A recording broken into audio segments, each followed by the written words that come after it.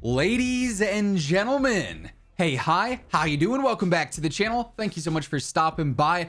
Modern Warfare 2's been out for a few days now. We've all had time to jump on, grind out a couple of matches, start leveling some weapons, going for camo challenges, whatever the case may be. And while for the most part, core gameplay in MW2, in my opinion, is pretty solid, I'm having a very fun time on it. There are some very disappointing things with the launch of this game that had admittedly some very high expectations going into launch. We've heard time and again how, compared to Cold War and Vanguard, Modern Warfare 2 was being developed for a full 3 years. It was going to be a super polished game at launch, the most well put together COD really since MW 2019. And well, the game's missing a lot of very basic things. There's some very interesting dynamics that I'm just not sure make the most sense. So this is sort of my initial review and reaction to MW2's launch. First things first, I always like to start things off with the positives. What do I like about this game? There's a few things. We're not going to stay on these for too long because obviously the core criticism is where I want to focus this video to hopefully try and help improve the game as we're going through it. If you guys agree with the points, by the way, feel free to drop a like on the video, drop me a comment down below, help share it around, hopefully we can have that positive impact. But as far as what I personally really like about this game, right away, a few standouts. The camo challenges this year, the camo grind is so much more friendly. It's not super monotonous, super repetitive when it comes to, okay, just got 100 mount kills with this gun, time to go get 100 more mount kills with this one, and then this one, and then this one, right? The camo system this year, well, it's hard to see and understand where you have to go to unlock certain things and certain camos that you might want. The challenges themselves, the grind itself is so much easier, and I for one love that. Sort of tethering hand in hand with that, the weapon leveling system in this game I think is also fantastic. Again, it is hard to understand where you might be getting certain attachments from because of the universal attachment system. Like if you want one specific optic that you might really think is good, you have to go through and find which weapon is going to get you that optic, which is annoying in that sense. It's hard with that UI and that menu, and trust me, we're gonna get to that. But the weapon level system where it's like 30 weapon levels max for a gun is super nice as well. You don't have to spend days and days trying to level things up like back in Vanguard, for instance.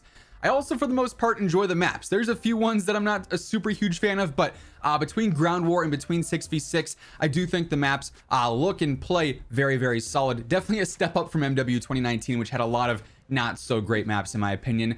Then my final thing that I really do enjoy about this game is the gunsmith and the ability to tune things. I think the gunsmith really promotes a lot of diversity in setups, and then also when weapon tuning is in the game and not being removed for bugs and glitches, it's a very cool feature as well. So the gunsmith this year, also a big W. But then, of course, like I said, the majority of this video is focusing on things that I think need to be improved upon to overall just make the gameplay experience a lot better. For what it's worth, the launch of the game was not smooth whatsoever. I mean, the crashes, the bugs, the glitches, they were aplenty, right? The crashing issues have gotten better over the course of the past day or two, especially with like the party crashes and everything. I'm still getting them, here and there, but it's not, every other match like it was for the first day or so. So, yeah, the launch issues were not great, but they are slowly improving. I think the biggest disappointment and the biggest flaw with MW2 though is just the vast amount of missing features. And as we go through these, just want to remind you guys, if you're new to the channel, every single day I got you guys up to date with all things going on in COD. News, updates, class setups, tips, you name it, you're gonna find it right here. So feel free to hit that subscribe button, turn on those post notifications, join us on the road to 900,000 subs, hopefully before the end of the year, as right around 52% of viewers watching are not already subbed. But yeah. There's just so much missing in this game, and when you sit here and think back, okay, this game's been in development since 2019 and didn't have the same dev issues as Cold War and as Vanguard did. Why are so many things missing? Like time and again we heard how polished, how finished this game was going to be, yet here's what we're missing currently, just off the top of my head. There are no barracks or combat record to see your lifetime stats, to view your KD, to view leaderboards or anything like that. That's such a basic and fundamental thing in Call of Duty. Nowhere to be seen. For XP tokens on the menu, you can pop an XP token for double weapon XP or double rank XP. You cannot see how much longer you have on that XP token. There's no timer countdown to tell you when you're out of double XP or how much longer is left on that certain token. You have to go into your iPhone timer and, you know, start that as you're popping the XP tokens. That's another basic thing that probably shouldn't be missing. Like I said earlier, I think the gunsmith is awesome, but I can't inspect my guns in the gunsmith, which again has been a feature in the past few CODs and a relatively basic one at that. I can't view my weapon just cleanly with my camos on there and all my attachments. There's only like sort of sub menu inspects, which are kind of weird because they add like a weird blur to parts of the weapon as well. It just seems awkward there. Sort of piggybacking off of that with the gunsmith, you can't save your own blueprints. Another thing that we've seen ever since MW 2019 in Warzone, where if you find a setup that you really like, you can go through and just automatically, you know, save that and select that for the future. So it's a quick and easy setup. You don't have to go through and redo all your attachments, the whole camo design, your charms, your reticles, or optics, or whatever the case may be. So yeah, not having saved blueprints, another L for me. And then also you can't customize your reticles. You know, there's a bunch of different options in this game between red dots, green dots, blue dots, hollow sights, this, that, and whatever else, but you're stuck with the default optic on every single optic there is. So that's another unfortunate thing that again seems pretty basic when it comes down to it. So quite a few missing features that you would think are pretty fundamental for a Call of Duty launch, you know, 20 years into the franchise.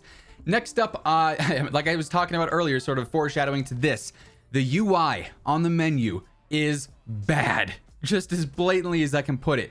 Now, it is slightly improved from the beta, you know, navigating between the main menu, your weapons, your operators, the store, that's better than it was in the beta. But going through the, you know, social tabs to find your friends, join their party, talk in text chat, go through the camo section, trying to figure out which attachment is unlocked on which gun.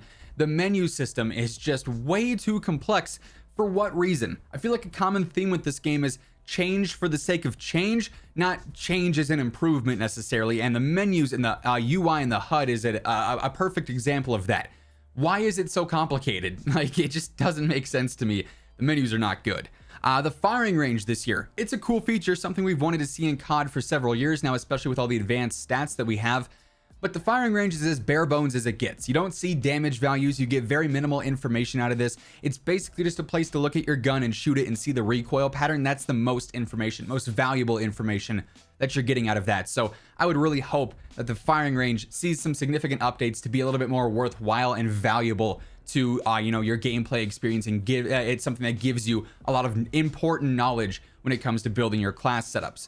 Speaking of important knowledge and class setups, weapon stats. We now have what is arguably the most complex gunsmith with the ability to have these universal attachments and then fine-tune basically every single one of them. Yet all those stats are still represented by bars on the menu, and those bars are not very accurate at all. That's been proven several times throughout the years.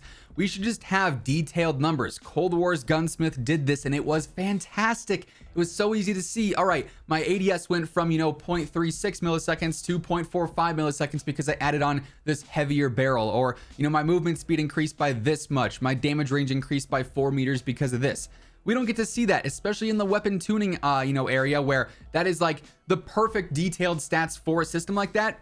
It's not there. We don't have access to any of that information, which makes, you know, really building the most optimized setup a little bit less ideal and a little bit more frustrating. Now, all that being said, like I mentioned earlier, when it comes to core gameplay, I enjoy the game quite a bit. Yeah, it sucks to not be able to slide cancel or bunny hop and have that super clean movement, but I can work past that. I have been working past it. I'm still enjoying core gameplay, but there's just so many missing things and basic things that I feel like should be staples in COD. They should be there on day one that are just not here in this game. It makes me scratch my head a little bit, so that's pretty disappointing in my opinion. I fully expect most of this to be added to the game in the coming weeks, you know, with the Season 1 update, with some maybe smaller content updates and feature updates over the next few days or whatever. But for launch, yeah, I was kind of surprised that we have what is the most developed game in the last few years, yet it's missing so many fundamental things. So kind of strange there, but those are my initial thoughts and impressions on Modern Warfare 2. I think it's still a fun game though. I'm going to be spending plenty of time on it and Warzone 2 and DMZ over the next few months, of course, cranking out all the content for you guys, which if you want to stay up to date with all that, news, updates, class setups, tips, all things going on, this is the place to be, your one-stop shop for all that. So feel free to hit that sub button, turn on those post notifications. And as I mentioned earlier, we are trying to make a positive impact on the game here. So if you want to share the video around, it really does help grow the channel. Drop a like on it, drop a comment down below. But once again, thank you so much for tuning in. And until next time, take it easy, have an awesome rest of your day, and I'll catch you guys later. Peace out.